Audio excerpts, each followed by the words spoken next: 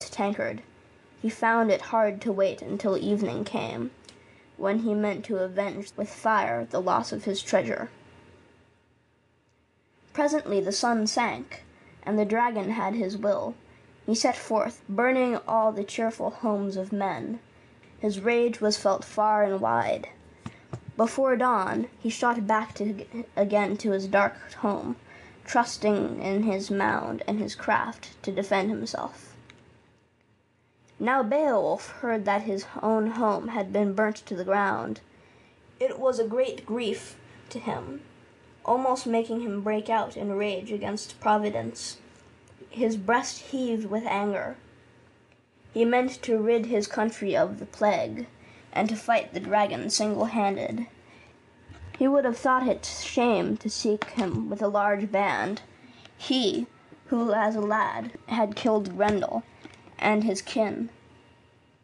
As he armed for the fray, many thoughts filled his mind.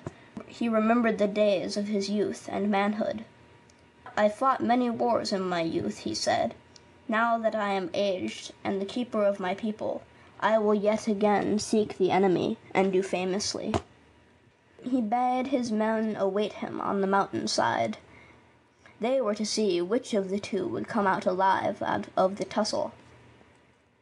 There the aged king beheld where a rocky archway stood, with a stream of fire gushing from it. No one could stand there and not be scorched. He gave a great shout, and the dragon answered with hot breath of flame. Beowulf, with drawn sword, stood well up to his shield, when the burning dragon, curved like an arch, came headlong upon him. The shield saved him but little. He swung up the sword to smite the horrible monster, but its edge did not bite. Sparks flew around him on every side. He saw that the end of his days had come. His men crept away from the woods to save their lives. One, and one only, Wiglaf by name, sped through the smoke and flame to help his lord. "My lord Beowulf," he cried, "with all your might defend life. I will support you to the utmost." The dragon came on in fury. In a trice the flames consumed Wiglaf's shield, but nothing daunted, he stepped under the shelter of Beowulf's as his own fell in ashes about him. The king remembered his strength of old, and he smote with his sword with such force that it stuck in the monster's head, while splinters flew all around. His hand was so strong that, as men used to say, he broke any sword in using it, and was none the worse for it. Now, for the third time, the dragon rushed upon him, and seized him by the neck with his poisonous fangs. Wiglaf, with no thought for himself, rushed forward, though he was scorched with flames, and smote the dragon lower down than Beowulf had done. With such effect the sword entered the dragon's body, that from that moment the fire began to cease. The king recovered his senses, drew his knife, and ended the monster's life. So these two together destroyed the enemy of the people. To Beowulf, that was the greatest moment of his life, when he saw his work completed.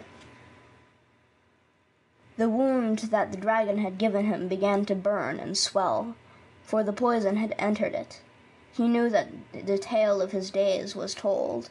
As he rested on a stone by the mound, he pondered thoughtfully, looking on the cunning work of the dwarves of old. The stone arches on their rocky pillars. Wiglaf with tender care unloosed his helmet, and brought him water, Beowulf discoursing the while. "Now I would gladly give up my armor to my son, had God granted me one. I have ruled this people 50 years, and no king has dared attack them. I have held my own with justice, and no friend has lost his life through me. Though I am sick with deadly wounds, I have comfort in this. Go now quickly, beloved Wiglaf, show me the ancient wealth that I have won for my people, the gold and brilliant gems, that I may contentedly give up my life." Quickly did Wiglaf enter the mound, at the bidding of his master. On every side he saw gold and jewels and choice vases, helmets and bracelets, and overhead a mysterious banner, all golden, gleaming with light. so that he could scan the surface of the floor and see the curious treasured hoards. He filled his lap with golden cups and platters, also took the brilliant banner. He hastened to return with his spoils, wondering with pain if he should find his king still alive. He bore his treasures to him, laid them on the ground, and again sprinkling him with water. "I thank God," said the dying king, "that I have been permitted to win this treasure for my people. Now they will have all they need, but I cannot be any longer here. Bid my men make a lofty mound on the headland overlooking the sea, and there place my ashes. In time to come, men shall call it Beowulf's Barrow. It shall tower aloft to guide sailors over the stormy seas." The brave king took from his neck his golden collar, took his helmet and his coronet, and gave them to his true knight, Wiglaf. "Fate has swept all my kinsmen away," he said, "and now I must follow them." That was his last word, as his soul departed from his bosom, to join the company of the just. Of all kings in the world, he was, said his men, the gentlest to his knights, and the most desirous of honor. End of story. Recorded by Henry Fregon on August 14th, 2008, San Diego, California.